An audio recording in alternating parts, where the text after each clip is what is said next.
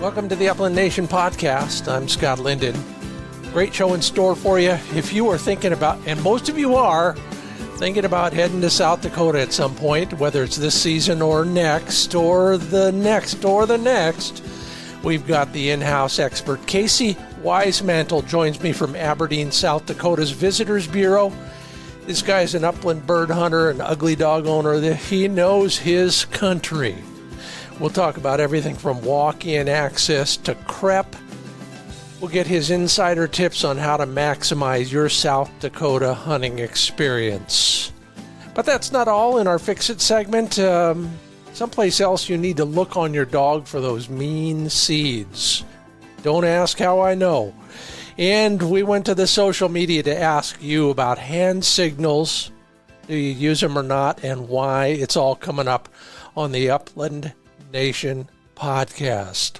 Made possible by Mid-Valley Clays and Shooting School, TrulockChokes tubes, Purina Pro Plan Sport dog food, Sage and Breaker gun care products, RuffLand dog kennels, Pointer shotguns, and HiViz sights.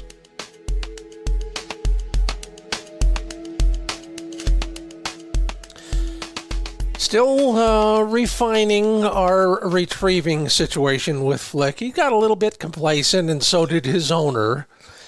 So the last week or so, we've been working on kind of reinforcing, I guess I'll call it, the soft mouth on dead, thawed birds. I've amped down a bunch of the aspects of the whole retrieve process to keep things less exciting. And I think that's having an effect. Maybe you've seen that happen yourself. You know, especially in the field. You finally hit a bird, the bird hits the ground, you're yelling and screaming and encouraging your dog at a high energy level. Well, it's no wonder he starts chomping on things just a little bit. So we're back to kind of a soft, slow process, and it seems to be working. I'm also getting him back up onto the training table on his retrieve several times a day, so we're at eye level and I can just make that contact, and if I need to, deal with him with my hands a little bit more readily. So it seems to be working here, and I'm glad for that. The season is coming up faster than we thought, so keep your fingers crossed for me and Flick. Well, speaking of hands and speaking of training, I am just curious all the time about things like this. So on social media a while back, I asked whether you use hand signals when you're working with your dog and why or why not. There's an insight or two in here, so I'm going to share the best ones. Got a lot of great responses. Thank you all in advance for your help. Jim Smith uses hand signals for obedience, not necessarily for hunting. Do use them for a blind retrieve on a ball. Who cares about the ball? Need to try it on a bird, he says. Yeah, that absolutely. Hugh Snyder points out something that I've pointed out actually on TV way back in the day. A dog's line of sight is often blocked. Between you and the dog, there's often something that gets in the way. Or between the dog and a bird as it drops, and that's Hugh's point. Dog can't always mark an upland bird down. Yeah, I made a video about that a long time ago. I use handling trained to me for waterfowl on upland hunts occasionally, and I'm glad I have it. That's what Hugh Snyder says, absolutely. Mark Cross is a duck hunter, definitely on blind retrieves. Bring them back as quickly as possible. Get ready for the next group of ducks coming in. Yeah, I get it. Not just let them run all over while we're screaming and yelling. So true, Mark. I get it. Dale Whitehurst, yeah, I think that's how I fell into them as well. He said, Dale Whitehurst says, I haven't used hand signals in the proper sense.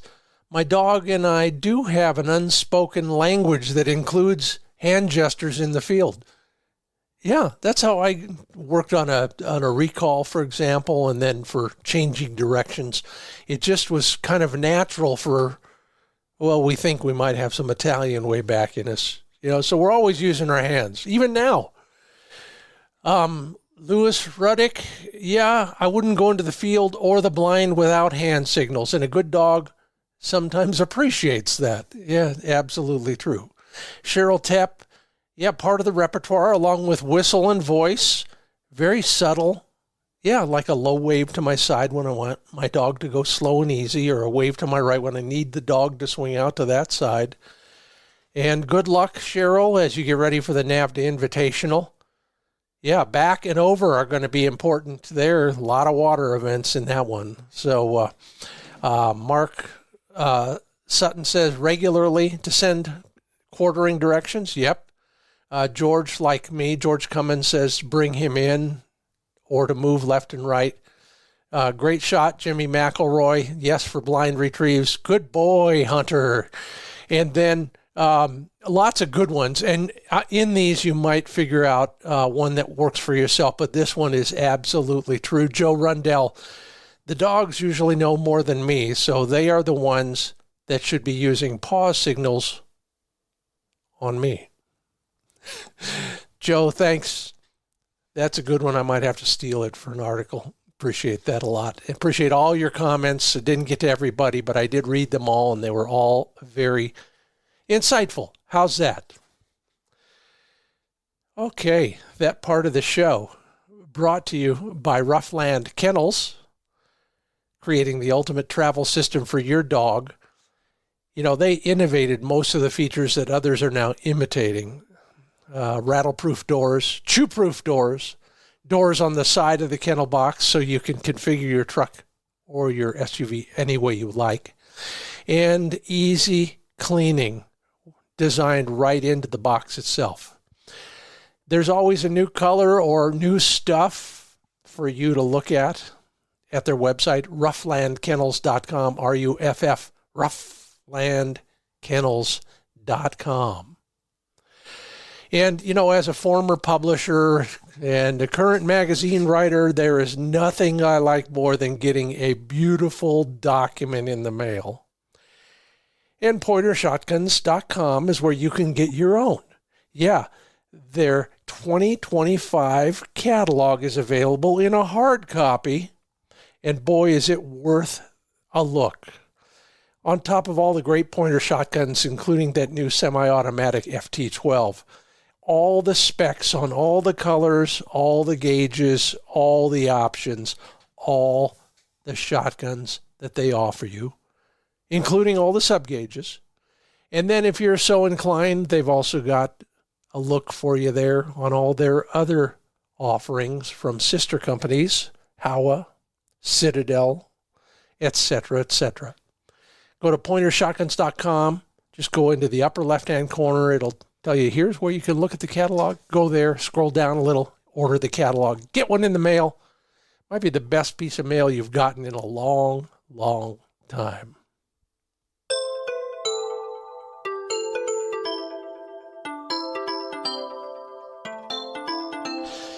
Well, once again, I'm kind of embarrassed. I've known this guy for a long, long time and known of his expertise and never had him on the podcast. From Aberdeen, South Dakota, one of my favorite places over there, Casey Wisemantle with the Convention and Visitors Bureau joins me. Casey, welcome to the Upland Nation podcast. Hey, good morning. How are you? So far, so good. If I could get over this vocal problem. Yeah, it sounds like you're missing on something. Got a case of you need to get out in the outdoors, I guess, maybe. Clear that out. I think that's where I got it. We're getting up early around here. It's pretty hot, so we're running early in the morning, and there's always something in the air this time of year. But I will survive, as the song goes. There you go. Casey, I told everybody you're from Aberdeen, and that's probably the understatement. You're also running the Convention and Visitors Bureau, and also obviously neck deep in the pheasant hunting world as a result of all of that. But tell us more about you and the organization. Yeah, absolutely. Like you said, I'm the executive director of the Aberdeen Area Convention and Visitors Bureau. We handle vacation and tourism traffic throughout the summer.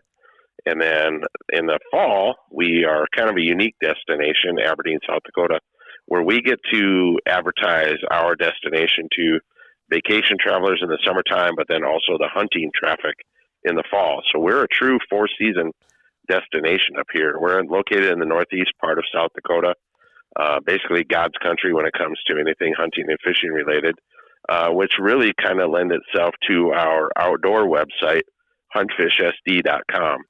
And it's kind of a fun gig, when you're meeting those vacation travelers throughout the summer, and then sometime in that late summer, early fall, you make the switch and you transition into greeting. Aberdeen kind of rolls out the orange carpet, and we kind of get ready. Things start turning a little from green to brown, and then pheasant season is right on top of you. And we're excited. We do a really good job hosting. And we're known for our bird numbers and our bird habitat and population. So we're literally, I hate to say it, sitting on the hot spot, but we really are. And we know what we have. We don't take it for granted, but we sure do love to share. So we love to welcome people out to Aberdeen and let them take a foot in the field and see what we have to offer. Well, I had a great time. I haven't been there for quite a while, but the last time I was out there, it was wonderful. We did get a little rain, but we had a lot of fun as well, and met some wonderful people. But that's true of so many places in South Dakota. Your area in particular, how is it different from, say, the pier closer to the river, that sort of thing? Yep. We are unique. Anything to the east of us, if you go too far east of Aberdeen, you get into more waterfowl and duck and webbed feet country. And then anything to the west of us, if you get too far west, you get into the cattle grazing, maybe into the sharp tails. I know guys are passionate about those sharp tails, but we're literally sitting in that James River Valley, and that James River Valley is some of the best crop ground you're going to find. So that James River Valley also produces some of the best habitat and cover, nesting cover, that those roosters and hens need, year after year. And, we're literally, in that transition from waterfowl to pheasant to sharptail. And we're kind of that great starting point. We're a great access point. If you wanted to participate in all three, Aberdeen is the place to go. But typically people are coming here for the pheasant traffic. Well, we'll get to that. But first, let's talk about you and your dogs. How's your dogs doing? And what was your last season like? Yeah, as you and I both know, there's only one kind of dog to have. That's the fuzzy one. So, there's plenty of labs and all that sort of stuff. They all have their place. But I love those fuzzy dogs. And my first one was Gretchen. She was a German wire-haired pointer. Mm-hmm. I picked her up at a travel show. Kind of a funny story. I was at the game fair in Anoka. Oh, yeah. And it was the last weekend. It's a 2-weekend event. It was the last weekend. And these people were walking up and down the aisles, had a sign pinned to their chest, puppies for sale. And they had 3 of them left. And I looked at this one, Gretchen. I named her Gretchen. And I looked at her and I thought, this is the ugliest dog I've ever seen in my entire life. And I said, how have you not sold this dog already? And they're like, well, we're, this, that, whatever. I said, here's the deal. I said, I'm staying in a hotel room. I don't have a kennel. I don't have food. I don't have anything. I said, you try to sell this dog, this one here only. And it was the shaggiest one they had. I said, you try to sell this one only. And I said, if you can't, you come back Sunday and I will buy her. And everybody's like, oh, you bought a dog. I'm like, no, they'll have no problem selling this dog. It's the ugliest dog you could possibly think of. They should have no problem selling this. And when you hear people talk about fuzzy dogs as ugly dogs, you'll understand once you have one. And I said, they'll have no problem selling that dog. And Sunday afternoon, the show gets over at 5:00, and here comes these 3 people at 4:50. And they're walking down the aisle, and I'm like, oh my God, I just bought a dog. So I wrote him a check. I paid $150 for that dog. That dog hopped in the front seat, rode 6 hours home. I didn't spend 5 minutes training that dog, not once. Oh, my. I didn't spend 5 minutes. Honest to God, Scott, I didn't spend 5 minutes training that dog. All I did is picked out her name, and that was all I needed to do. And that dog, German Wirehair, put many, many, many dogs to shame. I mean, that thing had a nose on it like there's nobody's business. But Gretchen passed away a few years back, and I transitioned from the German Wirehair to the wire-haired pointing Griffon. I wanted something that could handle the cold just a little bit better. That Griffon being a little bit stockier. Again, that shaggy coat. I love that shaggy coat. They are a cocklebur collecting machine when you take them out in the field. But nonetheless, I love that shaggy coat. But I switched from a German Wirehair to a wire-haired pointing Griffon. Luna was her name. Her full name's Lunatic, but Luna for short. And again, didn't spend 5 minutes training that dog, and it's all natural instinct. And then just had many, many great seasons already. She's 6 years old, and then just a year and a half ago, me and my wife picked up another wire-haired pointing Griffon from a friend of ours who has a hunting lodge here in Aberdeen, Royal Flush Hunting Lodge. He has copper shot pointing Griffons, and picked one up out of him, and her name is Thea, and she is the Antichrist. She hates everything about me. She is definitely Mom's dog, and she is just she's going to be brutal in the field on the pheasant. She is going to be a pheasant terrorist, and I don't know if those pheasants are ready for her, but I don't know if I'm ready for her, to be honest with you. But she's going to be a force to be reckoned with this fall. So we're excited to see what's going to happen. But that's my progression in the fuzzy dog world. So well, good luck with the new one, especially with an attitude like that. It'll be interesting to see how somebody, quote, somebody else's dog, unquote, behaves for you. But I can't wait.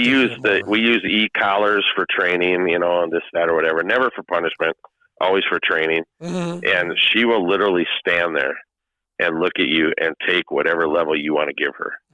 You can go from one to 10. You can spin the dial, and we don't do that. Honestly, we don't. But you can spin the dial, and she'll just stand there and look at you. Wow. She is stubborn, so I might have my hands full. Well, good luck. Like I said, tell us a little bit about last season in your neck of the woods. Yeah. How was the population? How was the hunting and the habitat? Let's rewind that. We've had it for the last 2 seasons. Let's be honest. Okay. We've had no winter at all. We've had nice, mild spring weather. Summer has been decent, catching rains right when we need them. And then the fall transition into pheasant hunting has allowed us to see some of the best pheasant hunting we've seen in the last 6 to 8 years. With last season being a record high, I think they harvested 1.3 million birds in South Dakota, and many of those were transitioned all season long. That's the thing, is people think they have to come out for pheasant opener that third Saturday in October. And if they miss pheasant opener, oh my God, they missed everything. No, please don't come out for pheasant opener. If you have to, by all means, we're here to welcome you. I tell people the middle of November at the earliest. And many reasons why. It's cooler for the dogs. The crops should be out of the field. There's a lot less pressure.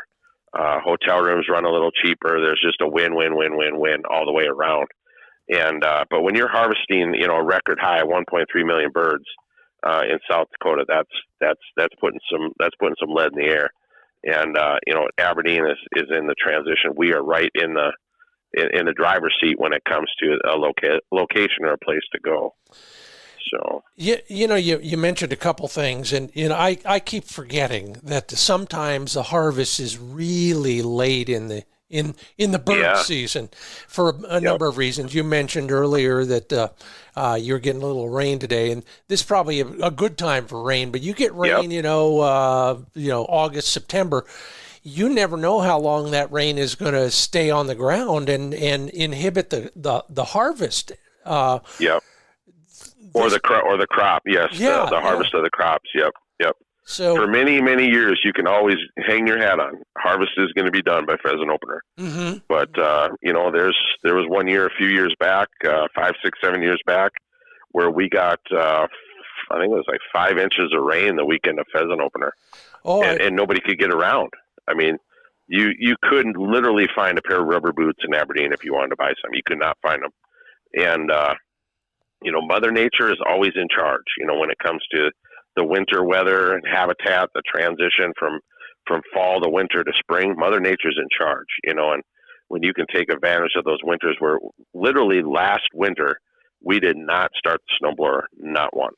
And that's odd for us. That's odd for a family that loves to go snowmobiling. That's odd, but we did not start the snowmobiles or the snowblower once last winter. Wow. And then you catch those nice, cool spring weather, dodge any hailstorms that you could possibly come your way, and then catch the rains throughout the summer. You're going to have an exceptional harvest. But the thing that I can't stress enough is it's not climate that produces birds. It's habitat. And Dave Nomsen, formerly with Pheasants Forever, I'm sure you know Dave. Yeah. He said it best. Habitat or climate changes will fluctuate bird numbers up and down like spikes. Habitat will create that longevity of bird numbers. So without habitat, if you don't have habitat, you don't have birds. Plain and simple. Well, and you got to have that habitat. That's a good transition into what we're going to start talking about. The first half here, I'd like to talk a little bit about,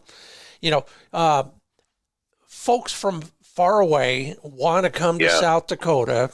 They need to plan a trip. Let's talk about some of the basics first off.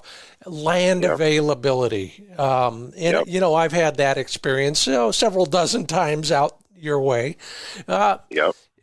There are a lot of types of public access available. Yes. Just lay out, beyond, we all know South Dakota has a really good walk-in program. But there's other there's other types that we also may not realize are also available to us. Yep. I would say the best bet you can do is do your homework. Contact that local Convention and Visitors Bureau. Contact huntfishsd.com. Contact that anybody. If you know anybody that lives in the area, call them. And ask them, hey, what was the winter like? What do you think the birds are going to look like? They'll tell you. I mean, because the worst thing you could do is ever lie to somebody. You get caught in a lie, your credibility's done. So you can't do that.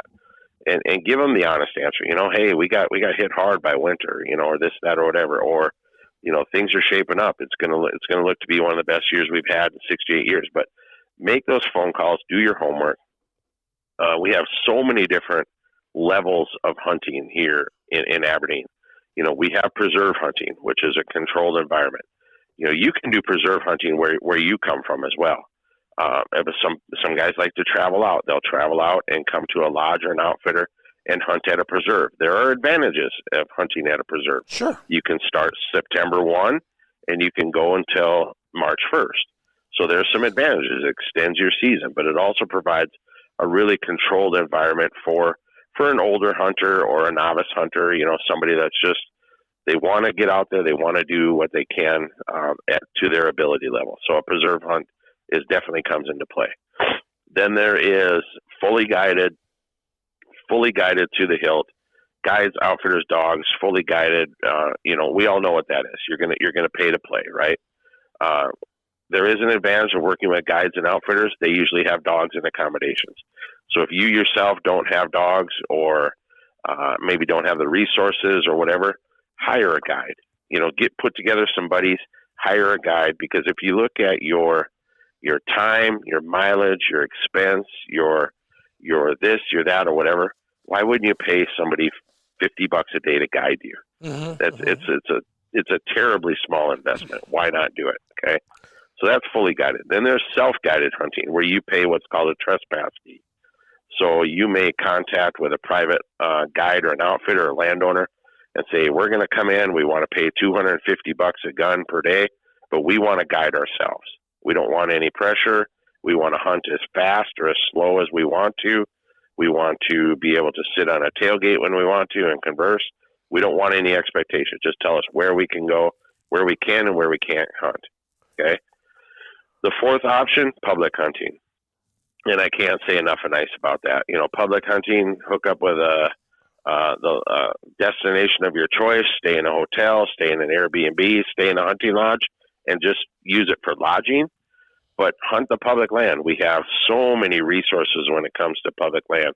We have game production areas. We have walk-in areas. We have wildlife production areas. We have crep land. We have school and public lands. We have this, that, or whatever. But our pride and joy is our Aberdeen Pheasant Coalition.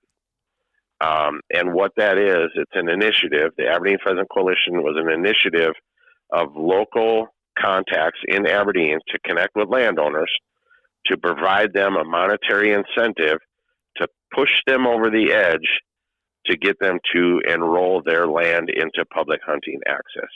But the nice thing about it is you're not just enrolling a cattail slough into public hunting access and think you're going to get paid for it.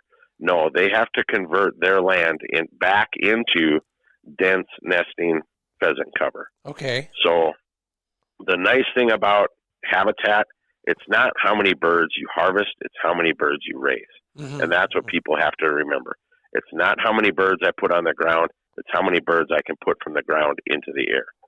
So, I mean, it's just, there's win-wins. The Aberdeen Pheasant Coalition started here in Aberdeen.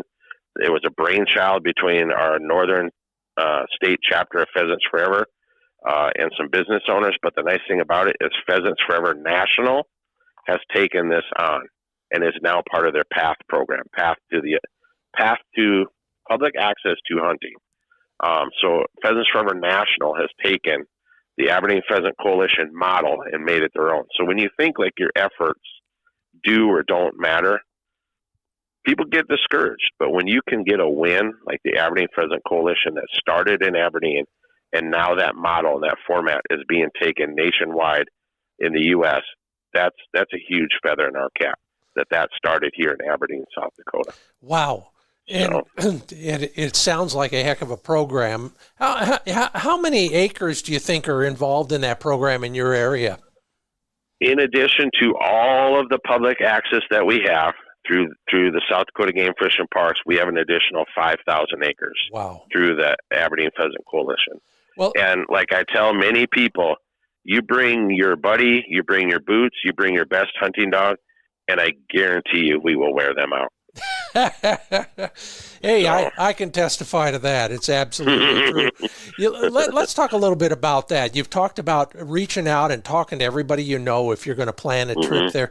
There are some other resources as well, though. There's a whole series of great maps.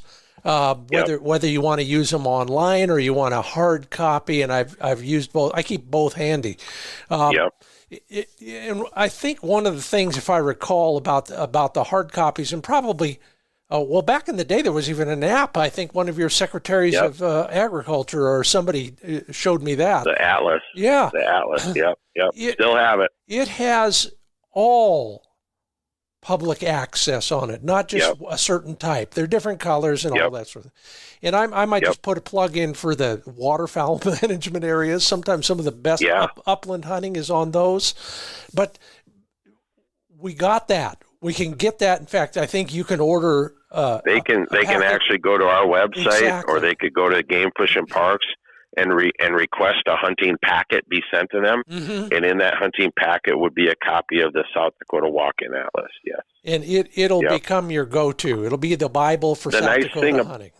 Absolutely. The nice thing about that is it's a paper copy you can scribble on. You can make notes. You can put an X through it. I will never go back to this spot again.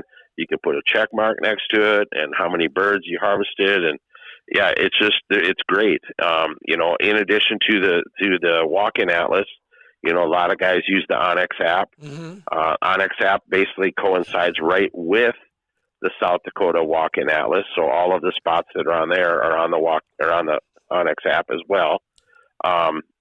In addition to the Pheasant Coalition land is on the Onyx app and the South Dakota Walk-In Atlas.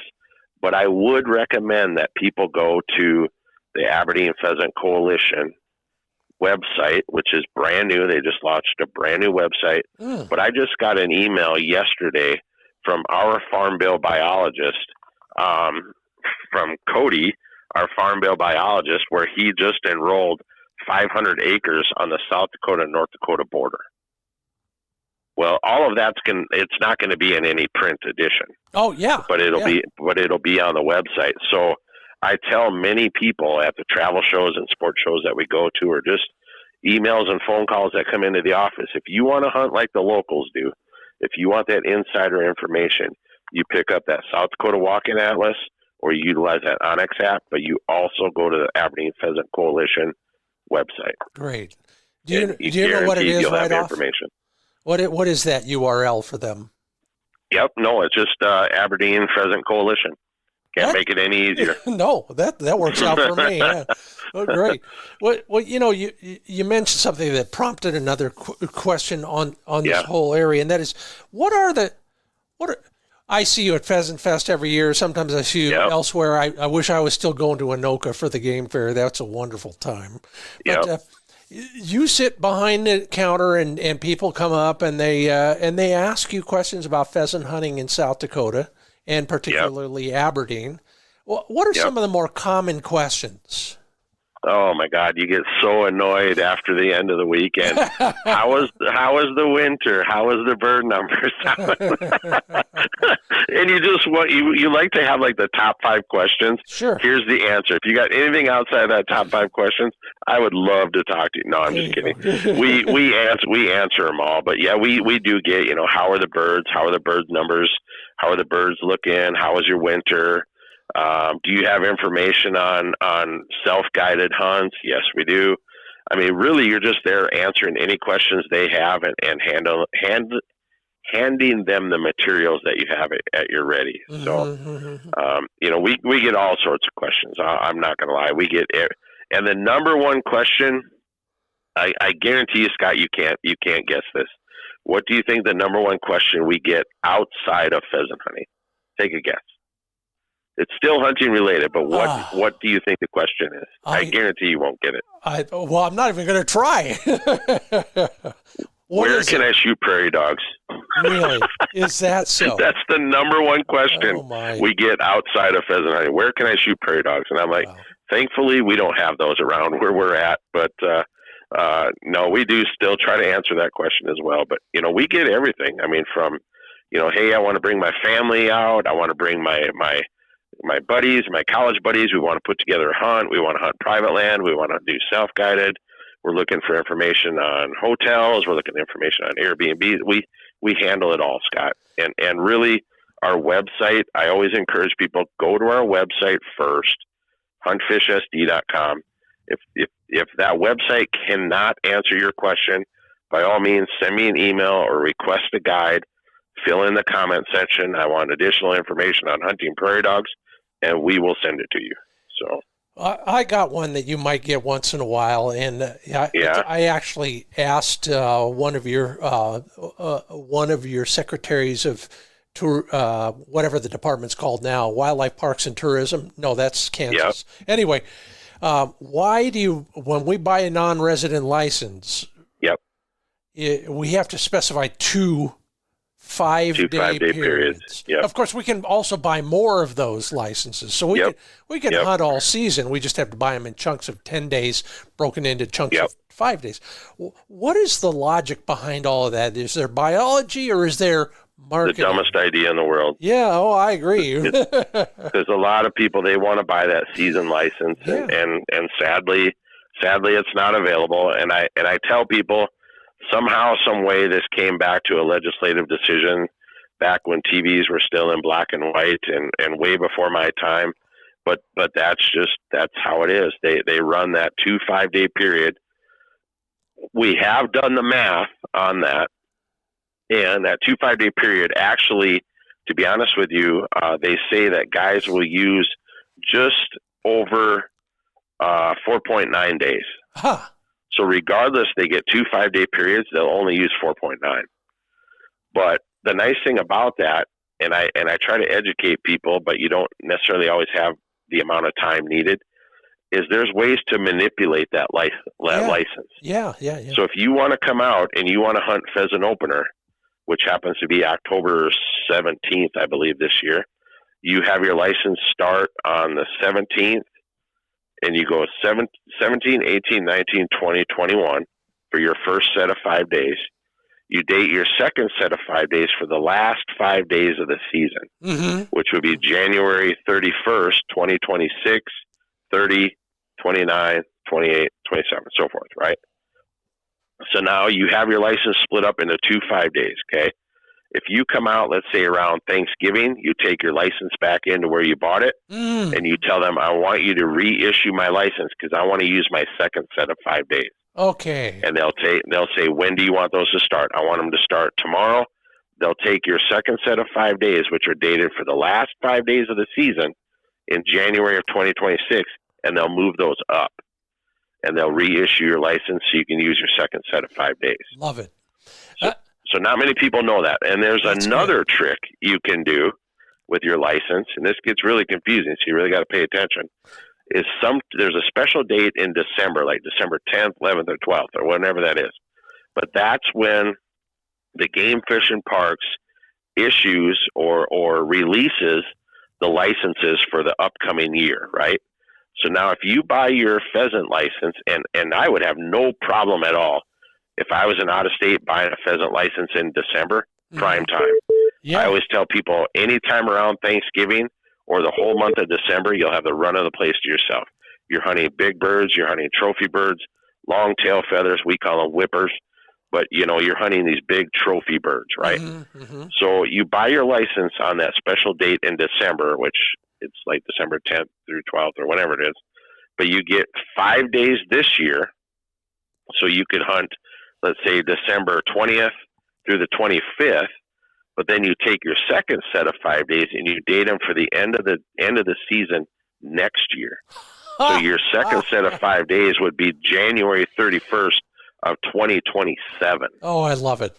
And now let's say you come out for pheasant opener in 2026, you take your license in, you say, I want you to reissue my license.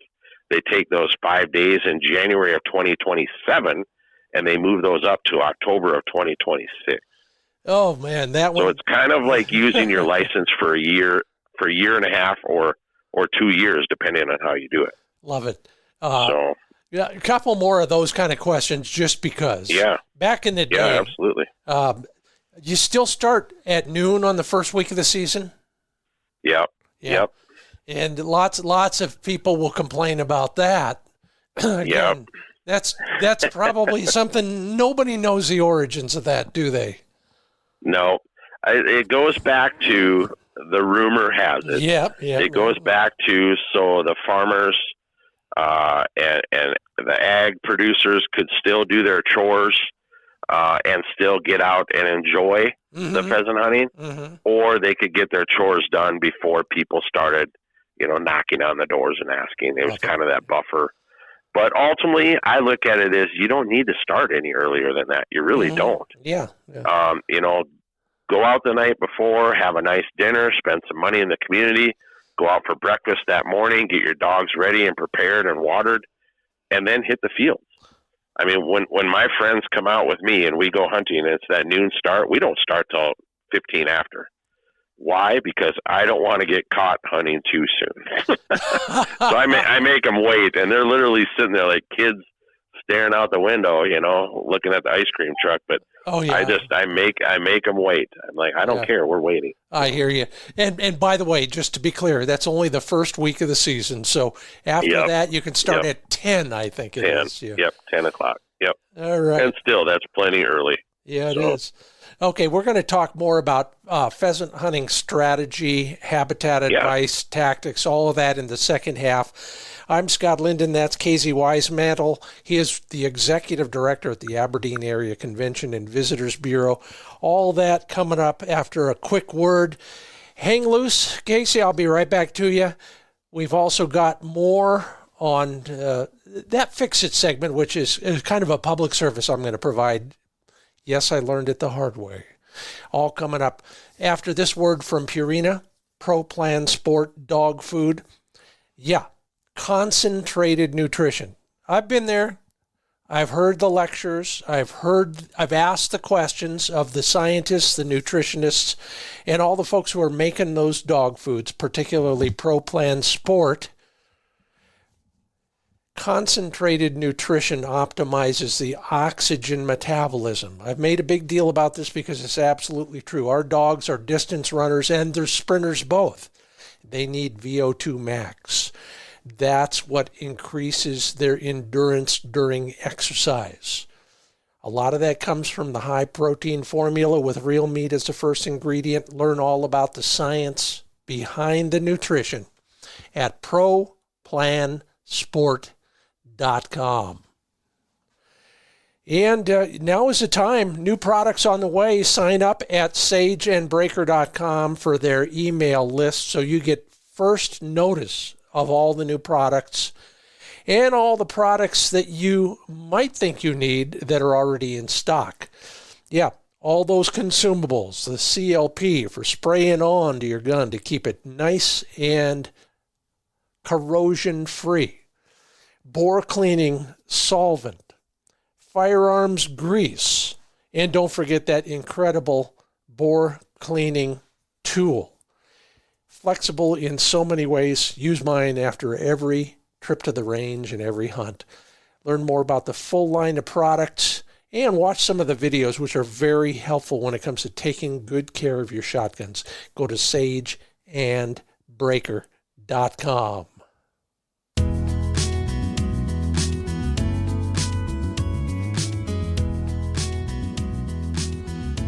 Welcome back to the Upland Nation podcast. I'm Scott Linden on this end. On the other end, in Aberdeen, South Dakota, Casey Weismantel joins me. He's the executive director at the Aberdeen Area Convention and Visitors Bureau. You might know him as huntfishsd.com. This is a guy who knows everything about the area. Casey, let's carry on our discussion and talk a little bit about some of the, literally, boots on the ground questions about pheasant hunting, particularly in your area. But these are things that you've learned. You've been with the Bureau for 20 years. You've lived in Aberdeen that whole time, and who knows beyond that. What are some of the better habitat types we should be looking at? I think really anything that's going to provide that, I kind of refer to like insulation, that R value. For that nesting cover. Yeah. Anything that's going to, protect those little chicks and the young ones from the heat and the hawks, and really provide that dense, heavy nesting cover to put those chicks on the ground to provide that protection, from the heat and the hawks and so forth. But that I call it the R value. Mm-hmm. But as far as habitat in the fall. A great resource is anything with a water source. Yeah. Look for something that has a water source connected to it or adjacent to it. If you can find a grass area next to a harvested, air quotes, harvested crops, cornfield, pick cornfield, that grass is going to have birds in it. But if that cornfield's still standing, and I tell the people when they call us, I say, hey, if you want to come out too early and the crops are still standing, I'd be more than happy to sit on the tailgate and watch you try to pick up birds in a grassy field right next to a cornfield. It isn't going to happen. All those birds are in the corn. They're in that food source. But once that corn or that harvested crop comes down, now that grass area becomes their habitat, which is where you're going to pick up those birds. Late season, you transition into some shelter belts. Maybe some dense nesting cover habitat, winter habitat. I hate to use the word cattail sloughs, but if you can find grass adjacent to or skirting or around cattail sloughs, it's going to be a good spot to find those late season birds. And then when you're in the dead of winter, it's shelter belts and cattail sloughs. The grass has now lost its protection, and I've seen where pheasants will take over a cattail slough, and it'll just be tunnels and tunnels of little mini cities of bird tracks and tunnels inside those cattails. And a good running dog or a good sniffing dog is going to throw that in there. Is going to push out those birds, and the hunters are going to be there to pick them off. So really, it starts with the nesting.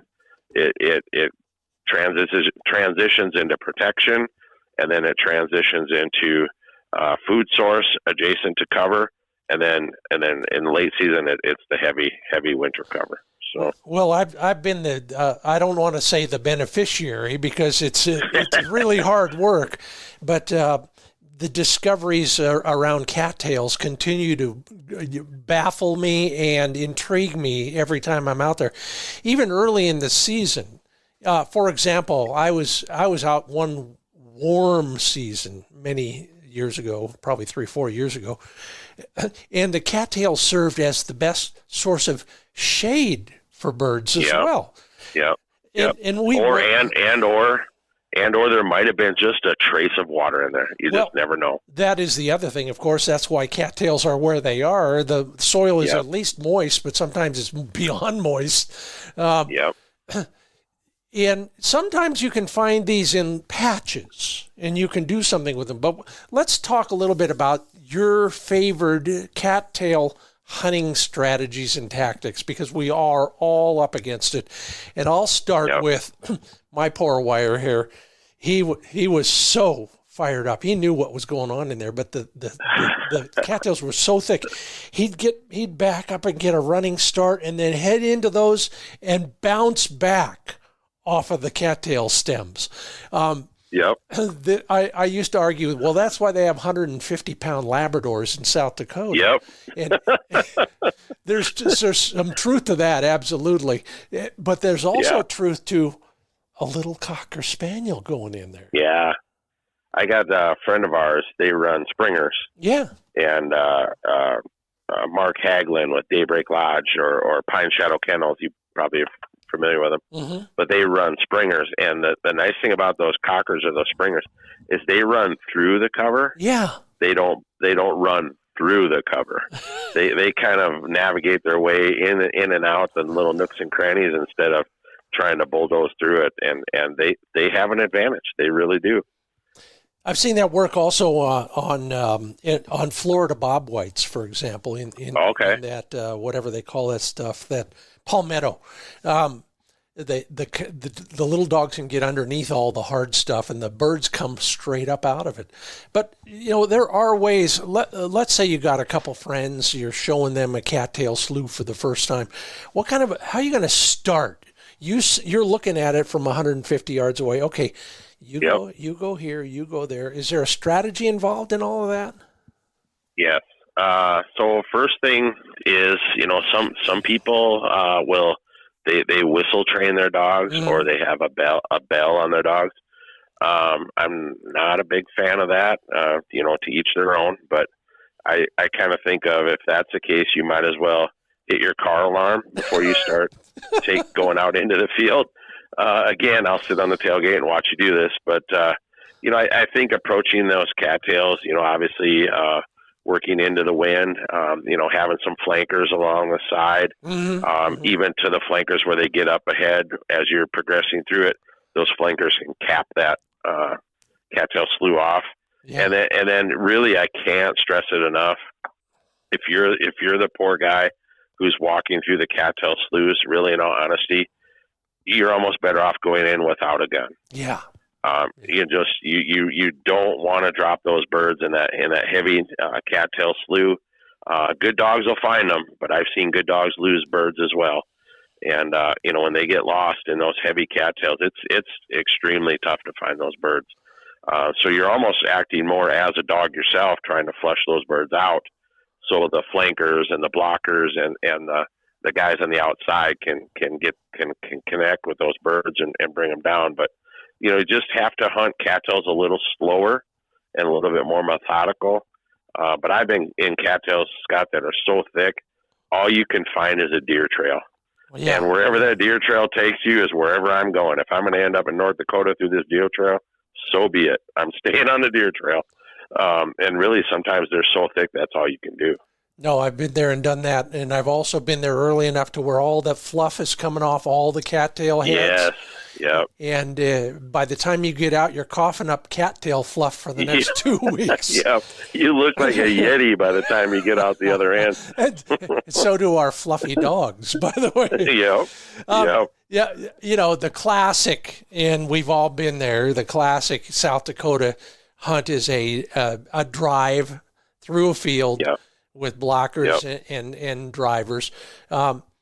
if you're going to give any advice, if we got a family group or, it's a group that it's an annual tradition, but we're doing it on our own. What are some of the suggestions you would have for a big group and how to divide it up and what kind of strategy to use? Yeah, well, and it used to be that back in the day, and this changed not too many years ago, you could only have a party as large as 20. Well, that's a big party. I know. To me, it's terribly big already as it is, but now that's gone away, to be honest with you. You can have as many hunters in the field as you want. Oh, my God. And which scares me even more, to be honest with you. Yeah. But I think the biggest thing is just, I can't stress it enough, is to slow down and hunt slow. Mm-hmm. Instead of walking in the million man walk straight from one end of the field to the other, just as you walk, just kind of zigzag a little bit here, zigzag, left to right. Just kind of zigzag your way through the field, going as slow as possible. But even if you really want, is just stop. Mm-hmm. Walk about 20 paces and then just stop. And usually it's when you stop is when those birds get really nervous, and then they flush. Mm-hmm. And it just, I can't stress it enough. I have college buddies that come back every year, and they hunt in Nikes because they can't get to the end of the field fast enough. Yeah. And I just let them go, and I try to hunt on the other side of the field. But when they're already back to the truck waiting for you to finish out the field, and they've gone through the field so fast that they have now pushed those birds sideways in front of you, and then when you get to the end of the field and you light up and you drop birds like they're raining out of the sky, then they immediately slow down through the next field. There you go. But I just really can't stress enough is to take your time and enjoy the fact that you're getting out and bird hunting. It's not a race. It's not a competition. Just enjoy the fact that you're getting out and you're outdoors and you're spending time with your friends and your family and your bird dog. And really that's what it comes down to it. If I didn't have a bird dog, and I probably wouldn't hunt at all, Scott, to be honest with you. Because I enjoy watching the dogs work. Mm-hmm. I enjoy being in the outdoors. But if I didn't have that, I don't see the point.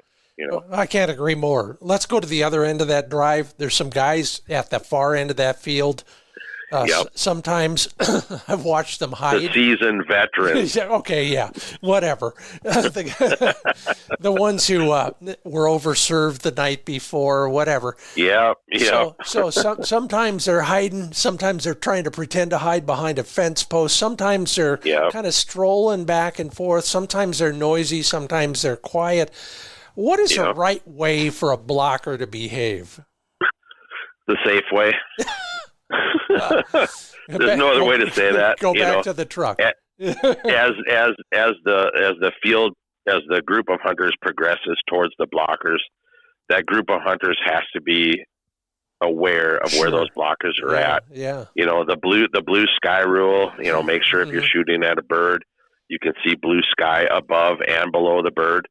And that really dictates that when if you are shooting in the direction of a blocker, if you can clearly see blue sky underneath that, and if you need an education on what that is, take your hat off, hold it above your head, make sure that you can see blue sky above and below. That bird's safe to shoot. Mm-hmm. And if you do that, whatever pellets may fall on a blocker at the end, they're going to have no velocity too. They're not. I mean, obviously, everybody who I hunt with wears eye protection regardless, or you don't go out in the field with me. Mm-hmm. But really, by then, if you have that blue sky rule, any velocity in those pellets, it's not going to be there. It's not going to harm anybody. Sure. The same respect for the blockers. As you see the hunters through the field coming towards you, again, blue sky rule. Make sure that bird is in blue sky above and below. Nothing, no swinging shots, no swinging at birds behind you. Really, in all honesty, if you have to have a group of guys and a bird gets up behind, this is the funniest, Scott. A bird gets up behind you and all 20 guys swing around to shoot at that bird. Mm-hmm. That is ridiculous. Because all 20 of you walked past that bird already. So that's your fault that that you guys didn't flush that bird. Yeah, so don't probably take it. because you're so you're probably hunting too fast as it is. Yeah. But when you see 20 guys swing their guns, that's when things don't get safe. Yeah. And they'll swing their guns and try to bring down that bird. Do you really need that bird? Do you really need to be questionable in your safety to get that bird? I say no. So, to each their own. Everybody hunts differently. I try to hunt safe, because I like to enjoy hunting. So, but the blue sky rule, that's the best. That's the best advice I can give you, is make sure that there's blue sky above and below. How far and back? Never shoot on anything on the ground. Yeah. I can't stress it enough, especially as a dog owner. Mm-hmm. If you see that pheasant pop out on the side of the cover, and if you go to shoot at that bird on the ground, it's kind of, I don't know, nobody likes to ground pound a bird. But if you go to shoot at that bird on the ground and there happens to be a dog 3 steps behind it, and when you pull that trigger, you can't take that back. So never shoot on anything on the ground. How far should the blockers be back from whatever that cover is that everybody's driving through? Should they be right on the edge, or should they be back 10, 20 yards? Yeah. When I block myself, I'll be right on the edge of the cover. Okay. Right smack on, maybe even a foot or 2 into the cover, right? Mm-hmm. Okay. Because as the other hunters are at the end of the field, I want to try to push those birds away from me to them as best as possible. Okay. And now as the hunting party gets closer, I will start backing out of the cover, and I'll back up 20 yards or so. Wherever I can make that pivot or that angle to that, if a bird gets up, it's going to be a safe blue sky shot. That's how far back I am. Well, yes. I never thought about that. You're right. At some point, you don't want the birds to be squirting out quite yet. You want them to stay in the field. In the cover. Yeah. Or if anything, push them towards the hunters that are coming. Yeah, I love that. Yep. Are you holding still, or are you moving back and forth when you're in there? I try to stay as still as possible. Okay. If I'm talking, or if you and I are sharing the field at the end, we're talking like normal. I'm not gonna try to be quiet or anything like that. I mean, I want them to know that I'm there, because that's going to push them back towards those hunters. Sure. But then as those hunters get closer and you and I start backing up, okay, well, now it's game time. I don't have time to talk. It's time to focus. So, okay. All right. So, but otherwise, there's plenty of time to conversate. Yeah, which, by the way, you just invented that word, which I like. Did.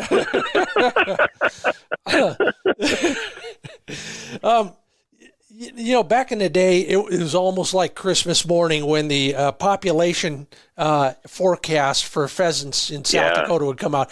And then a while back, crickets. Are they still doing that, or have they decided that's not a very good idea anymore? They've done away with it, and for the reason of why they did, I really, in all honesty, can't answer that question. Yeah, I don't know why they did away with it.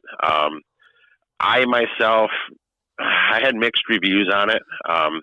The people that did the counting were your mail route drivers and volunteers like that. But the sad part is year after year, for many years, the routes never changed. So like in Brown County itself, there was a northern route, a center route, and a southern route in Brown County that would go east to west or west to east, whichever way you went. But as ag and cover and crop conditions changed throughout the years, the routes never did. Uh-huh. So even if you and I, Scott, were rolling down a gravel road and we were counting, doing bird counts for the state of South Dakota, we would get to a designated area. We'd shut the truck off. We'd look, we listen. We don't see anything. We motor up. We keep on going, right? Mm-hmm. You would put on your piece of paper 0, right? Well, you could also ask me, Scott, how many cattle are in that field? and I would look to the left and I'd say, well, there's 23 head of cattle. So you would write down 23, right? Well, if those cattle are on the other side of the hill and we can't see those 23 head, what number are you going to write down? You're going to write down 0. So that's why I just never really had a whole lot of faith in the roadside count. But I'm not saying there's not. I'm not saying there's not a use for it. There obviously is. Over time, if you can produce those numbers, it would kind of give you that ebb and flow. It might give you that straight line or that graph that you're needing to monitor bird numbers up and down. For me, it's connecting with the lodge owners, the guides, and the outfitters. But the best person that gives me the bird report is my buddy who drives for FedEx. Those guys are burning up and down the gravel road. And my buddy Jamie, he's actually a deer hunter. He hates pheasant hunting, doesn't bother it. But he'll call me up. He's like, Case, I just got to tell you, there's birds all over the place. I'm seeing them while I'm burning up and down these gravel roads. There's birds everywhere. And I'm like, okay, man, that's what I want to hear. Thanks for the phone call. But your UPS drivers, your FedEx drivers, the guys who are burning up and down those gravel roads every day, the farmers, the guides, the outfitters, those are the ones that know the bird numbers. They truly do.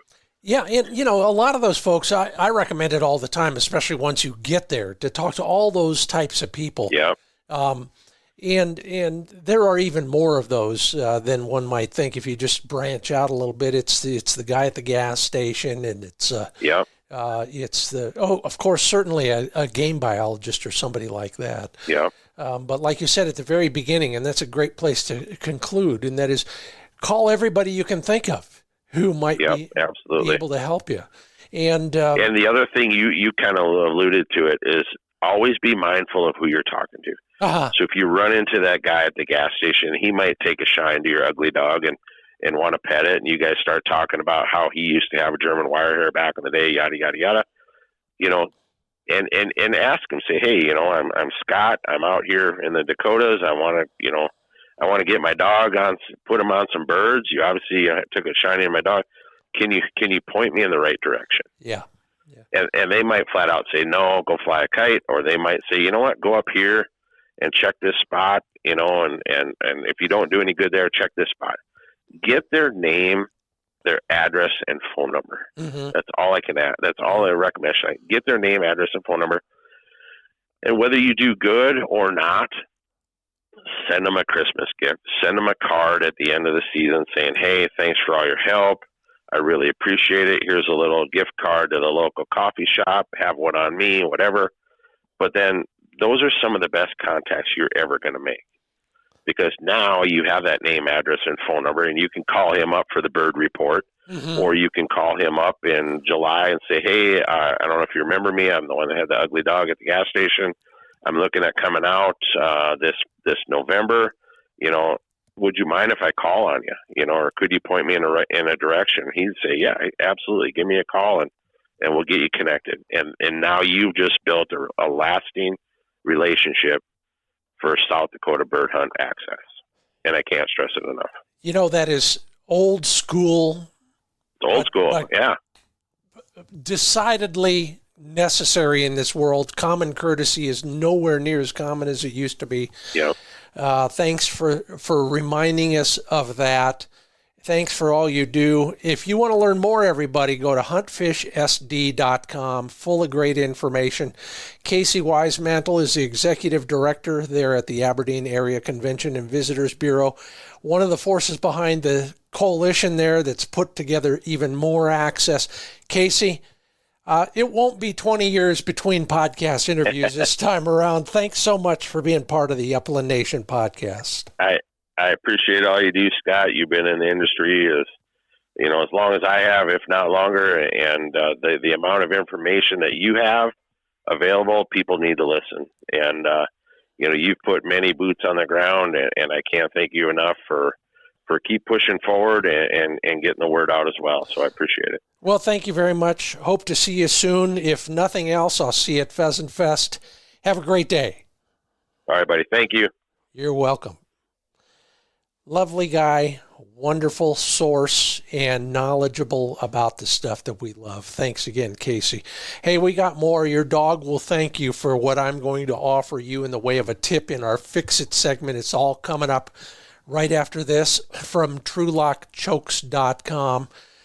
I've made a big deal about sub-gauge guns. You've heard my friends talk about them here on the podcast. I'm a big believer. Yeah, but where do you go for choke tubes if you want to improve your shooting? Well, TrulockChokes has a vast array of choke tubes available and also easy to identify. I guess that's the best way to put it. All you got to do is go to TrulockChokes.com, then go to their the page they call the choke interchange list. Just scroll down, find your gun, find your gauge. They'll tell you which of their chokes is going to fit it. Make the order. There's always an incentive of one sort or another. Order a set, you get a case, etc., etc. So check it all out. Learn more about their sub-gauge selection at TrulockChokes.com. And continuing on with the things that have helped me shoot better, HiViz sights is right up there. I was at the range last week shooting chucker targets, so we're up high. The targets start low and go lower, downhill and downhill, plus the shooting is downhill. Well, I can't tell you how much I've improved in that area. Very important to us, thanks to my HiViz sights.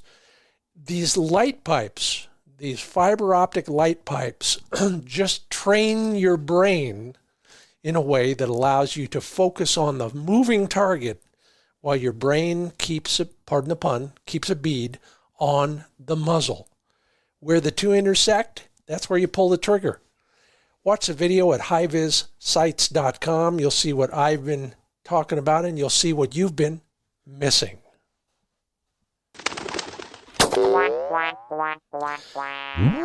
Newsflash, everybody. It's foxtail and cheatgrass season. So this week on the Fix It segment, I thought we'd talk about one of the other things we need to be careful about. We all know to check our dogs after a hunt. Not just for those sort of things, but for all the other things that can happen to a dog that's doing all the hard work. But even during a training or an exercise session, at the end of that session, we should be doing many of the same things as a tailgate check, including checking for all of those, well, what our friends in the Brittany world started calling mean seeds. Those are the seeds, they're also called awns, A-W-N-S, that have,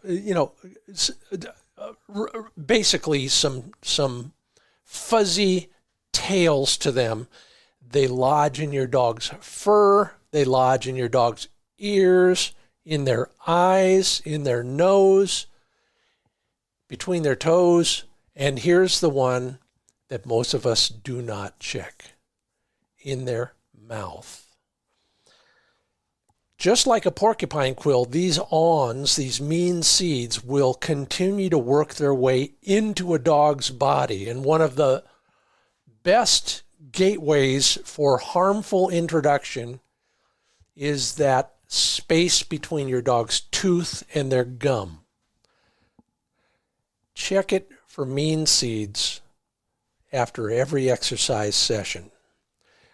Train your dog in advance. It'll take a little bit of while for you to kind of let him open his mouth, lift up the lips, upper and lower, check around, check the inside and the outside for those mean seeds up against their teeth.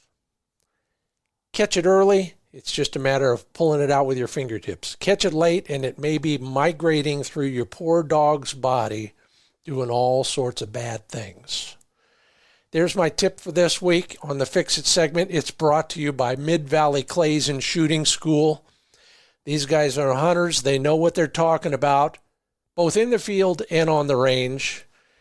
They are your source for Browning shotguns, sub-gauge or otherwise. Dave Fiedler is the guy to talk to about finding a Browning that will meet your needs. They are building a focus on field-grade guns right now, appropriate for hunting.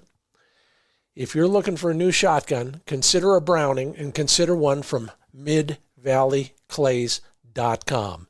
Shop the Pro Shop, shop the Gun Room, and then give Dave a call at MidValleyClays.com. Well, thank you, Casey Wisemantle.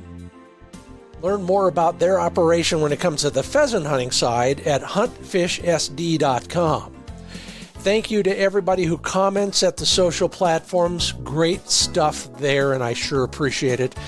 Please leave a rating or a review, especially at Apple Podcasts, and let's grow some more. And thank you to the fine companies that provide the resources for us to make this podcast every week.